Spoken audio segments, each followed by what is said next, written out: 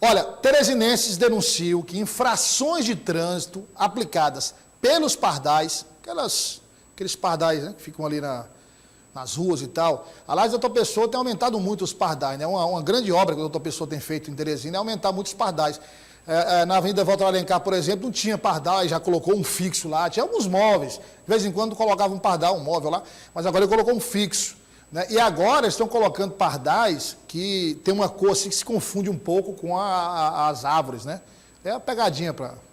Bom, mas muitos motoristas estão reclamando que essas multas aplicadas pelos pardais nas ruas da capital piauiense estão acontecendo de forma abusiva, né? Aliás, não é a primeira vez que esse tipo de reclamação é feita com relação às multas que são aplicadas pelos pardais. Se questiona muito. Agora não adianta, tem aquela jari, né? Que é junta de recursos lá, que você... Nunca vi ninguém ganhar nada lá, nunca vi ninguém ganhar nada. Você vai lá, argumenta e tal, coloca lá que não foi, nunca vi ninguém ganhar.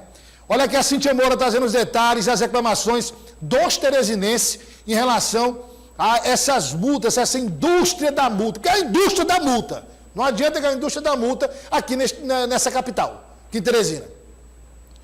Mas a indústria da multa, que eu vou dizer um negócio para você. Olha, a palavra prevenção, que é uma palavra que está presente no Código de Trânsito Brasileiro, não é levada a sério pelas autoridades de trânsito da capital. Aqui é só penalidade, é só multa, é só infração, não tem, eu nunca vi, há anos, ou até décadas, eu não vejo em veículo de comunicação nenhum, a Prefeitura de Teresina, com este grande estadista que está lá, este grande jornalista, Lucas Pereira, eu nunca vi nenhuma campanha, porque ele não disse que agora esses milhões que foram lá para a Secretaria de Comunicação, podia pegar aí, o jornalista, e colocar parte desse dinheiro, por exemplo, para uma campanha de conscientização de trânsito, os pontos mais perigosos de Teresina quando chove, os pontos onde acontecem mais acidentes, onde o motorista tem que ter mais cuidado, ressaltando questões importantes do Código de Trânsito Brasileiro. Não tem. Cíntia Moura, na tela. Dirigir em alta velocidade, sem cinto de segurança, CNH vencida. Para quem comete essas ou outras infrações, a penalidade uma hora vai chegar e dói do bolso. As multas podem custar até R$ 880 se forem consideradas gravíssimas. São medidas necessárias para manter a ordem no trânsito e para a própria segurança de motoristas, passageiros e pedestres. São aplicadas por agentes de trânsito ou por aparelhos eletrônicos. Os pardais normalmente ficam instalados nos postes e de uma forma bem discreta. Ao captar a velocidade, ele também registra a imagem do veículo que está com a velocidade acima do permitido. Segundo a portaria 115/98, se dois veículos estiverem na mesma faixa de medição, a foto deve ser descartada e a multa anulada. Isso porque o aparelho não é capaz de detectar qual é o veículo infrator. E é justamente sobre a aplicação de multas através do pardal que tem muito teresinense reclamando. Nesse vídeo que está circulando nas redes sociais, uma pessoa denuncia que foi dado um zoom na imagem para que apenas um único veículo aparecesse em cena. Isso aqui é uma infração por excesso de velocidade. Beleza, como sempre eu cobri aqui a placa para resguardar o sigilo do cliente. A presença de mais de um veículo na zona de medição torna sem efeito a medição, ou seja, no momento em que o pardal está fotografando, não pode ter mais de um veículo na zona de medição. A imagem aqui está preta e branca, mas na foto original colorida, vocês estão vendo isso daqui, ó, onde eu estou circulando aqui? Tem uma coisinha pretinha aqui, ó, isso aqui é um pneu de um carro. Tinha um outro veículo do lado da motocicleta. Aí o que acontece? Eles vão dando um zoom para esconder que na zona de medição tinha dois veículos. Mas o carro foi quem causou aquele efeito, o carro foi quem causou aquele registro. E aí dá essa confusão. Aí o órgão, naquela ganância para tomar dinheiro a qualquer custo, aquela ganância louca para arrecadar, ele vai dar um zoom, para ficar parecendo que está só a moto aqui na zona de medição. Pelo que nós verificamos, ali trata-se de uma notificação, deve-se apresentar a defesa prévia para o órgão, para que corrija o equívoco que ocorreu naquele fato. e, caso seja indeferido, apresentar o recurso para a Jari do órgão.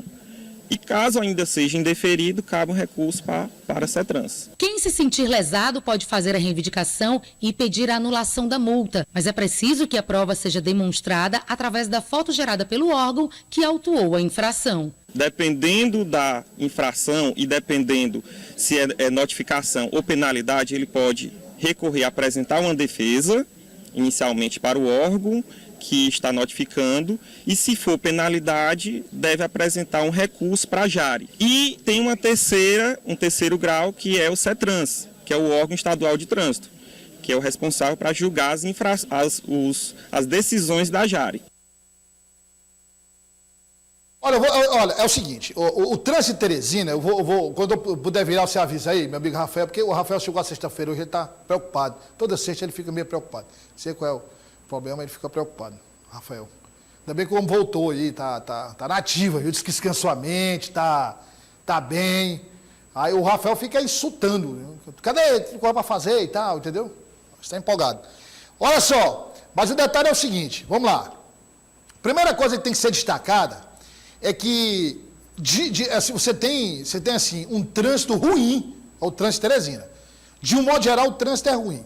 Então, assim, você tem já falamos inclusive aqui várias vezes, nós temos uma frota de veículos, talvez Teresina, proporcionalmente, vou pedir a produção para averiguar, mas talvez Teresina, proporcionalmente, tenha a maior frota de veículos do Brasil. E proporcionalmente, talvez seja a frota mais nova do Brasil. Nova, de veículos. Muito bem, você tem uma estrutura de ruas e avenidas em Teresina que não é ampliada. Não é ampliada. Aqui e acolá tem uma ponte, meu primo, tem uma nova rua que é aberta, como aquela que foi aberta quando o doutor Silvio Mendes era prefeito, aquela dos IPs. Ali melhorou muito. Ali você tem, né, algumas situações. Mas, no geral, a ampliação dessa estrutura de ruas e avenidas, ela não acompanha o crescimento do número de veículos. Porque quando a gente imagina cidades inteligentes, veja, cidades inteligentes, toda a estrutura urbana, né, a mobilidade urbana, levando em consideração calçada, levando em consideração acostamento, levando em consideração onde os ônibus trafegam, os carros, é sempre o transporte coletivo se sobrepondo ao transporte individual. Não é? Ao transporte individual. Aí a gente analisa, por exemplo, por que é que não ocorre em Teresina? Porque ainda tem primeiro, é aquela questão ainda cultural. Quem tem carro vai usar carro, não anda de ônibus. É um primeiro ponto. Segundo, não tem ônibus. Então, a pessoa que tem carro, ela vai se submeter a uma espera de 1 hora e meia para pegar o ônibus, para contribuir, digamos, com esse modelo mais coletivo de transporte? Não vai. Ou seja, então não tem transporte de qualidade. A oferta não é uma oferta que seja atrativa para quem tem veículo, que possa deixar o veículo em casa e ir trabalhar de ônibus. É o primeiro ponto. Segundo ponto, você tem um aumento progressivo da quantidade de carros e o motorista percebe essa quantidade maior no dia a dia, porque você tem mais veículos e a estrutura viária é a mesma. Não é? É a mesma. Vai circular no centro de Teresina, meu primo?